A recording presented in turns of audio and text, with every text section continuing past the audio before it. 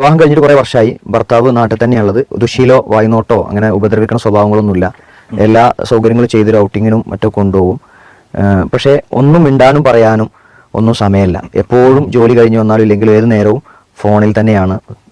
കണ്ണ് തുറക്കുമ്പോൾ ഫോണ്, ബാത്റൂമിൽ പോകുമ്പോൾ ഫോൺ, അങ്ങനെ എല്ലാ സമയത്തും ഫോൺ ഉപയോഗത്തിന്റെ ഒരു പ്രശ്നമാണെന്നാണ് ഭാര്യയുടെ പ്രശ്നം. ഇതിപ്പോ നമ്മൾ അദ്ദേഹത്തെയാണ് ബോധ്യപ്പെടുത്തേണ്ടത്.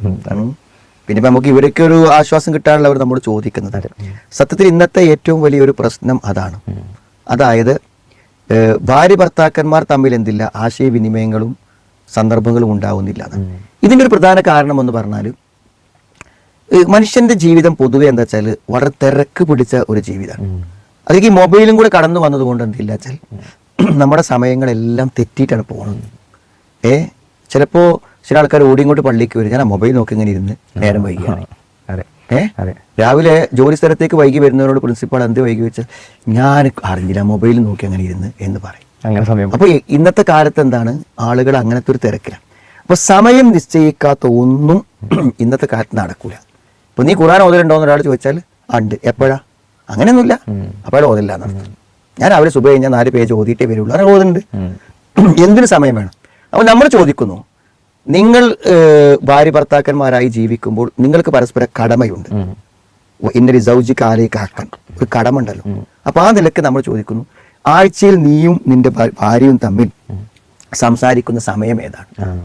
അങ്ങനെ ഒരു സമയം പറയാനില്ലെങ്കിൽ അവർ സംസാരിക്കുന്നില്ല എന്നതിന്റെ അർത്ഥം. മിക്കവാറും നമ്മൾ പരിശോധിക്കുമ്പോൾ നമ്മൾ വീട്ടിലെത്തുമ്പോൾ ഭാര്യമാരെ അടുക്കളയിലേക്കാണ്, ഓര് വരുമ്പോഴേക്കും ഭർത്താവ് ഉറങ്ങിയിട്ടുണ്ടാവും.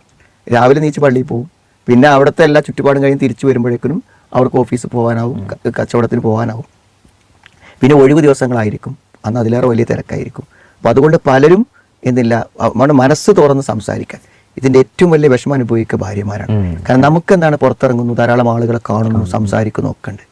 ഇവർക്ക് ഒരാളില്ലല്ലോ, ഒരാളോട് സംസാരിക്കാനില്ല. പിന്നെ ഇവരുടെ കാര്യങ്ങളൊക്കെ പുറത്ത് പറയുമ്പോൾ അതൊക്കെ പ്രശ്നമായിത്തീരും. അതുകൊണ്ട് എന്തായിരുന്നാലും ഭർത്താക്കന്മാരെന്ത് ചെയ്യണം, സമയം ഭാര്യമാരത് കേൾക്കാൻ സമയം കണ്ടെത്തും. ഈ ഒരു സംസാരത്തിലൂടെ അവരുടെ മാനസിക വിഷമങ്ങളും കാര്യങ്ങളൊക്കെ തീർക്കാൻ പറ്റുന്നുണ്ട്. ഇതിന് ഇയാൾ തയ്യാറായില്ലെങ്കിൽ എപ്പോഴെങ്കിലും ഒരു ഹായ്, ഏതെങ്കിലും ഒരു അന്യ ഫോണെന്ന് വന്നാൽ ചിലപ്പോൾ ഇയാൾക്ക് ഭാര്യ നഷ്ടപ്പെടും. അപ്പോഴായിരിക്കും ഇതിൻ്റെ ഒരു വില അറിയാം. ശരി, മുഖത്ത് നോക്കി അവൾ ഇറങ്ങി പോകുമ്പോൾ നിങ്ങൾക്ക് ഇതുവരെ എന്നെ ആവശ്യം ഉണ്ടായിരുന്നില്ലല്ലോ എന്നൊരു വാക്ക് പറഞ്ഞിട്ടായിരിക്കും പോവുക. അപ്പൊ അത്തരം ഒരു സാഹചര്യത്തിലേക്ക് എത്താതിരിക്കണമെങ്കിൽ നമ്മൾ എന്താണ്, കയറില്ലാതെ കെട്ടിടുക എന്ന് പറയില്ലേ, അതാണ് ഇവരൊക്കെ ചെയ്യണം. വിവാഹം കഴിച്ചിട്ട് വേറൊരു പുരുഷനും അവിടെ നോക്കാനും തൊടാനും പറ്റൂല, നമുക്കോട്ട് ആവശ്യമില്ല. അതാണ് ഇപ്പോൾ സംഭവിക്കുന്നത്.